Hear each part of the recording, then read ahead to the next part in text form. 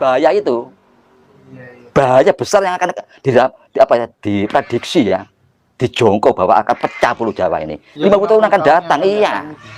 Jelas akan pecah. Itu dijongkok sudah ada. Sudah ada. Nah, makanya kita harus hati-hati. Supaya tidak terjadi, sekarang harus kita tanam pohon raksasa itu. Demi 50 tahun akan datang. Jadi bukan untuk sekarang, jelas bukan untuk kita, jelas bukan itu. Untuk anak cucu. Kita tidak menikmati apa-apa dengan menanam itu. Tidak menikmati. Untuk anak cucu itu namanya kita membangun untuk anak cucu. Lainnya ya untuk kita sendiri. Mana kita bangun untuk anak cucu, kan tidak ada. Ya ini yang untuk anak cucu. Nah, ini kalau kita mulai, nah ini paling bagus di punden. Punden itu udah beli kita. Karena di punden itu dulu setiap punden ada pohon raksasa. Kita kembalikan. Nah, kita harus berpikir rasional. Tidak berpikir secara mitos bahwa pohon raksasa itu kualat dan sebagainya, itu demit. Wah, itu enggak ada seperti itu. Lalu kita itu cerdas ya. Karena supaya anak cucu tidak sampai memotong pohon raksasa, beliau mengatakan hati-hati, kualat. Nah, kata-kata kualat, kata-kata itu apa, angker, itu bahasa hukum. Bahasa hukum orang-orang kuno. Kualat, angker itu bukan bahasa mitos ini. Sekarang ditarik ke mitos. Gugon tuhon ya. Irasional, bukan, ini bahasa hukum. Kamu akan kualat. Kamu akan ini angker. Jadi itu bagian pendidikan. Iya, jadi betul-betul kalau kamu memotong ini hukumannya berat. Gitu. Jadi menyelamatkan ini pulau ini. Karena pulau itu ya, itu juga pondasi. Di samping gunung, pohon raksasa ini secara kebersamaan, ini pondasi pulau. Kekuasaan Tuhan bersambung akar ini. Ini menjaga sehingga pulau itu tampak kuat. Dan kekuatan pulau ini, kekuatan akar pohon yang kebersamaan ini merebet ke laut. Merebet ke laut. Sehingga yang dikatakan lempengan di laut pecah dan sebagainya tidak terjadi. Tidak akan terjadi itu. Karena pohon raksasa ini kita tidak memperhitungkan itu. Tidak pernah ada penelitian bagaimana sih kekuatan pohon raksasa ini untuk pulau. Kan tidak pernah ada. Bagaimana apa berpengaruh kepada laut, tidak pernah ada. Karena pohonnya sudah habis. Hanya tinggal di gunung-gunung aja pohon raksasa itu. Di lembah tidak ada. Dan itu yang hilang jutaan pohon. Nah, main-main itu. Padahal jadi pohon raksasa itu jati diri Pulau Jawa. Satu kesatuan yang tidak bisa ditinggalkan. Nah, kita harus ada gerakan menanam kembali. Ya, supaya tidak beli di punden aja. Di kota pun itu ada punden. Toh tidak akan apa ya, ada kata itu dianggap misalnya mengganggu hotel besar gitu. Kan belum, dan sekarang mengganggunya. 10 tahun 20 tahun kan tidak mengganggu. Masih belum tinggi, nanti 50 tahun lagi baru dia akan berfungsi maksimal. Nah, ini penting karena ini harus diselamatkan anak cucu kita itu. Jadi memang tidak aneh kalau pada abad-abad 15, 16 itu timbul satu unen-unen atau ungkapan dari para leluhur kita bahwa kelak tanah Jawa akan pecah. Ya karena ini pohon raksasa yang hilang ini. Ini sangat memprihatinkan sekali. Jadi kalau dipelajari apa fungsi pohon raksasa ini, apa ya yang dikerjakan oleh pohon raksasa ini untuk manusia, itu luar biasa. Nah, ini. Berarti bisa dikatakan jika kemudian Indonesia ingin lepas dari bahaya-bahaya tsunami ya, salah satu solusi konkretnya ya ada gerakan besar untuk menanam pohon-pohon raksasa itu. Iya. Berarti ini harus harus benar-benar menjadi apa ya, semacam pemikiran besar dari pemerintah. Ya betul, mestinya begitu. Ya, kalau ingin menyelamatkan anak cucu kita kelak. Iya. Karena kan itu butuh budget yang tidak kecil juga. Iya. Tapi pikirnya jangka panjang. Nah, jangka panjang. Betul. Dan pohon raksasa di lembah itu ya, secara kebersamaan tertahan, tertahan. Betul, logis. Dan pohon raksasa bisa dikontrol loh.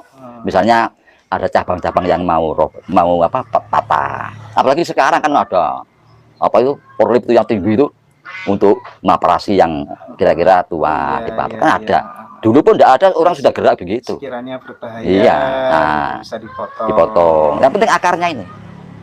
Akarnya yang penting, menahan tanah itu. Jadi sekali lagi itu kalau dari resolusi pandangnya Mbah Gatot bagian dari grand design ya. Nah, ya untuk menghancurkan kita. Itu sampai sebegitu. Sampai begitu, iya. Itu sistematis sekali gerakannya itu. Apalagi kalau kita tahu Mbah di abad 14, 16 dan 18 itu kan Jawa itu memang benar-benar mulai dihancurkan.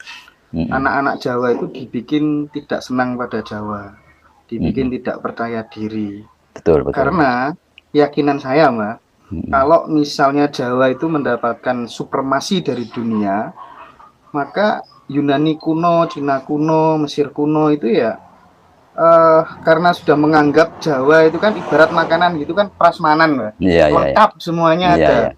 Sementara kalau Yunani kuno itu kan paling hanya semangkok soto, ya. Iya, iya, betul. Mesir kuno hanya sepotong roti, Cina kuno hanya semangkok bakso gitu. Iya, iya. Dan Jawa tidak pernah ditulis dalam sejarah sebagaimana mestinya. Tanggapannya panjenengan bagaimana? Ya, itu memberikan kesan kepada kita sekarang dan anak cucu kelak bahwa kita ini memang tidak ada apa-apanya. Kalau terbalik kan, misalnya terbalik. Apa kelemahan mereka itu diberikan pada kita, kelemahan itu. Kelebihan kita diberikan mereka, dibalik.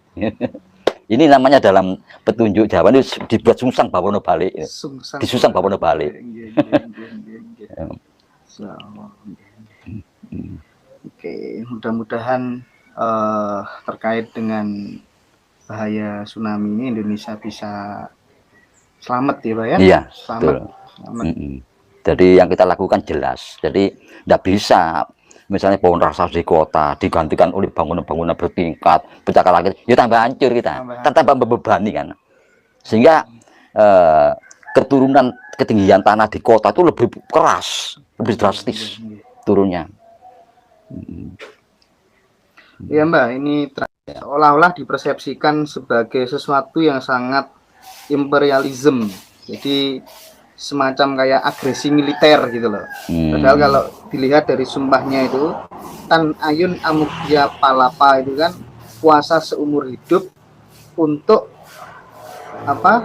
Menjalankan amanah dari leluhur yang dilakukan Patih Gajah Mada. Iya, iya. Itu juga semacam terjadi pembelokan begitu, Mbak. Yang namanya Gajah Mada itu juga orang-orang cerdas ya, yang paham tentang negerinya. Jadi beliau itu yang dilihat kan orang-orang yang segen. Jadi yang namanya Nusantara itu bangsa satu gen, jadi bukan bangsa lain, sehingga dijadikan satu negara.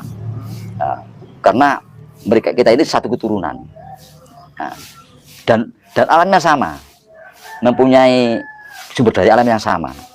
Jadi kemakmuran dari alam itu sama. Nah, sehingga ya kalau disebut palapa itu Amukti Palapa. Pala itu artinya kemakmuran. Iya, waktu itu kita mengenal pala. Ya. Polo itu ada polo kependem, polo gumantung, polo kesemperang, polo wijo. Itu semua hasil bumi itu. Apa mungkin waktu itu gini, Mbak? Jadi sebelum bisa menyatukan Nusantara itu, beliau memang poso mutih terus, tidak mau makan. Enggak begitu. Enggak, iya. Udah mati itu kan leluhur kita sudah memberikan gambar kan. Terus dikatakan ini suka poso tapi apa gede, tidak mungkin kan? Iya, karena sudah diberi gambaran kan. Mungkin dipaksa, adanya maksa Gajah Mada itu terangno bahwa dia itu suka puasa. Tapi oleh leluhur digambar gede apa dempal. Enggak keliru ini. Sing ngongkon iki londor ini ya kita menjadi tidak cerdas ya. Nah, kita kan sudah punya paham tentang tirakat poso, tentang pola makan kan, artinya itu sedikit penuh gizi. Iya, enggak banyak tapi ada gizinya. Enggak harus mau makan sampai 3 hari. Enggak perlu kan, yang penting penuh gizi. Jika tidur enggak perlu tidur lama-lama, berkualitas, bernyenyak, enak. Nah, bangun 1 jam seger sudah. Kayak kan gitu kan. Pola-pola hidup kita itu begitu ya. Leluhur kita dulu begitu. Iya. Jadi itu Laser ke Prabon, artinya Anda kerja sudah ya. Nah, kita sudah mulai menggali ilmu kembali, mempelajari ilmu kembali, dan hidupnya teratur. Itu namanya topo, namanya bertapa. Gitu. Jadi palapa itu ya demi kemakmuran. Nah, Sekarang sudah disederhanakan. Kata-kata pelapa itu ada di Jawa Timur, itu ada. Bumbu pepek lengkap, bumbu lengkap. Itu jelas pasti ada. Iya, iya. Nah, ini saya tidak mengkritik ilmuwan ya, ahli sejarah. Ya itu saya sangat angkat topi kepada Profesor Dr. Slamet Mulyana, Dr. Agus Munandar, apalagi dua beliau ini top, itu saya kagumi. Saya tidak kritik, cuma beliau itu memang kalau sudah meneliti sejarah di wilayah timur Pulau Jawa itu segan. Nggak tahu saya kenapa. Saya pelajari dulu, iya segan ya. Jadi lah kita seperti saya ini yang hidup di wilayah timur ini sangat paham tentang wilayah timur Pulau Jawa ini. Jadi mengisi kekurangan aja. Saya hormat kepada beliau-beliau itu, hebat memang. Tapi kalau sudah menginjak wilayah timur Pulau Jawa, kok segan ini? Ya, ini bukan kritik yang rendah, yang masuk akal. Waduh, orang-orang besar seperti Profesor Slamet Mulyana itu, dia sangat saya kagumi sekali. Semua yang diterangkan itu benar. Ya. Datanya jelas, empiris ya, bukti-bukti empirisnya. Tapi demikian mengatakan di mana Prasasti Klagen, di Mojokerto, ya salah di Sidoarjo itu. Ini kan saya dengan angkat topi saya teputan kritik gitu.